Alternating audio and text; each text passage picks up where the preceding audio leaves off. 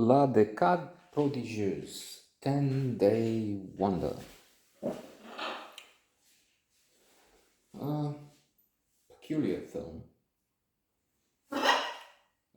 directed by Claude Chabrol, with the iconic Orson Welles in the role of Theo Van Horn. I love because Van Horn is also the name that Jack Nicholson has in The Witches. Plăcăt acolo.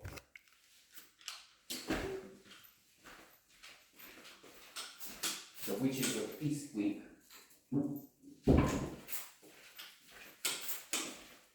Sorry for this. Technical problems. We have an animal roaming free. Yes, Van Horn, as in reference to horns to the devil, he is Jack Nicholson in The Witches of Eastwick, the devil, seducing, conquering Michelle Pfeiffer, Cher, and Susan Sarandon. They are the witches. I also named my dog Derek Van Horn from the Jack Nicholson character. Jack Nicholson was my favorite actor. Well, he's not acting anymore, but it's still one of my favorites. Orson Welles, towering figure, of course. He made Citizen Kane, fundamental, revolutionary film that changed cinema forever. Seen as the best, number one. Anyway, one of the top 5 by most critics, cinephiles. Things have changed. Recently, the British Film Institute has done a list of best 100 movies, and I don't know where.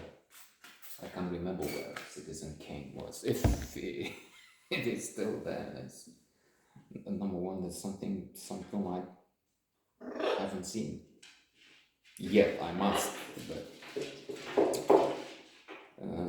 Let me tell you about Orson Welles. But first, let's conclude somehow, because I had a complaint. You're off subject, right?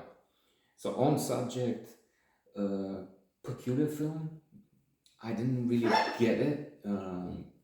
It's always marvelous to see Orson Welles, and besides, Bishop, equally Anthony Hopkins, all remarkable artists, in fact, themselves. So there is that. However, some mixed feelings. Yes, pleasure to watch them. There are some interesting elements there: thriller, crime, who did it, what did he do, what was the point. But I'm not overwhelmed. It's just a movie, and that's it. So that will be. It's just. Let's say nonsense. At least there's a warning for you, right? Spoiler alert.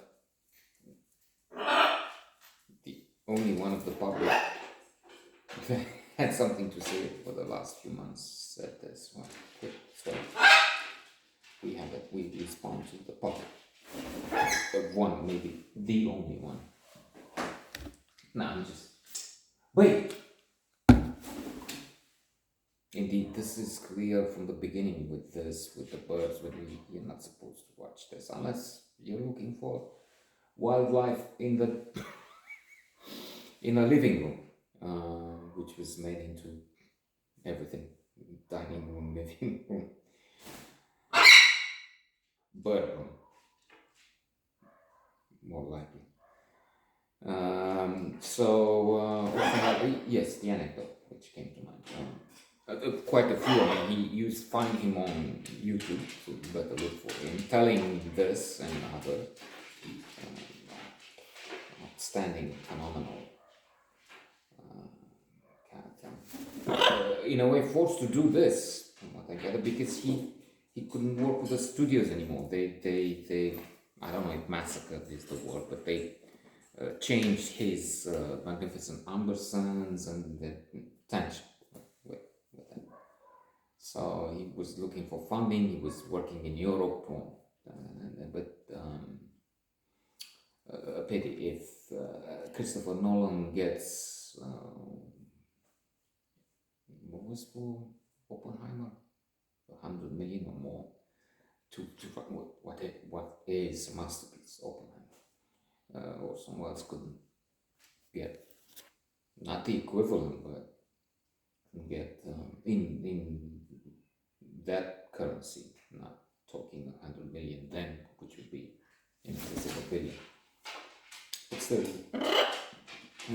so at one time he was with a would-be financier, would-be producer, who might put money for one of his projects.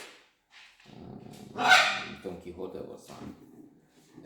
And I think it was in Switzerland, anyway, somewhere in Europe, they see Winston Churchill. No longer the Prime Minister, but still today one of the top 5 most important historical figures of the last century. For quite a few, the number one, he in a way stood up against the Nazis and stopped them, maybe. There are, of course, millions of people fighting, but you see what I mean. So Winston Churchill,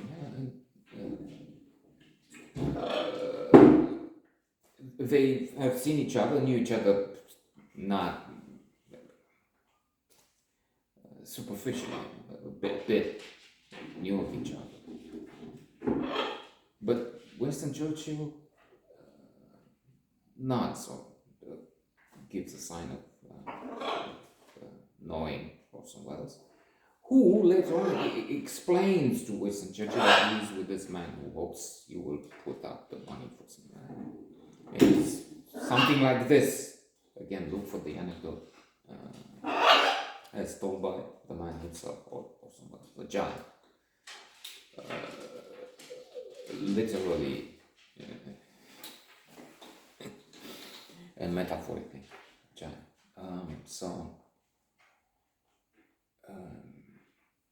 It tells Winston Churchill. The next day, Winston Churchill, understanding the importance of the fact that Orson Welles thanked him for acknowledging him.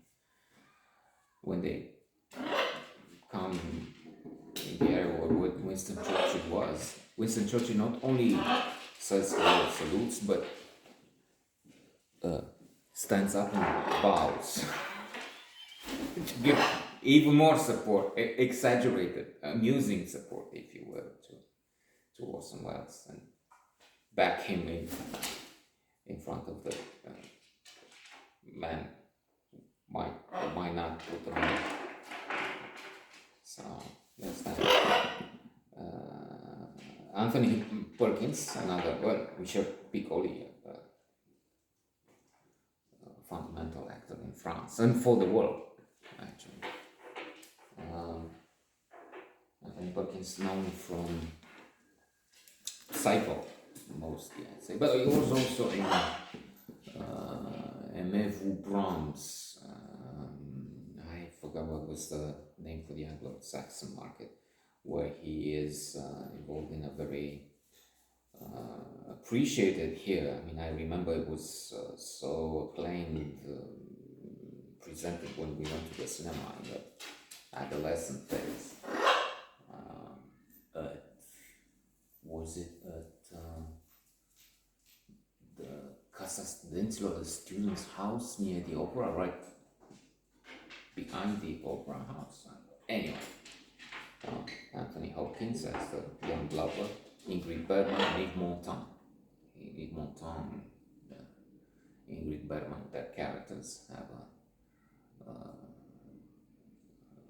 tumultuous love affair, and then within this we have the famous menage a trois French. So we have to see what happens. Aimez-vous Brahms, When I heard them, I was mesmerized.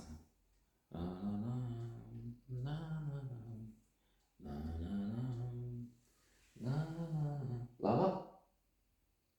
Lava? La la means there's some music.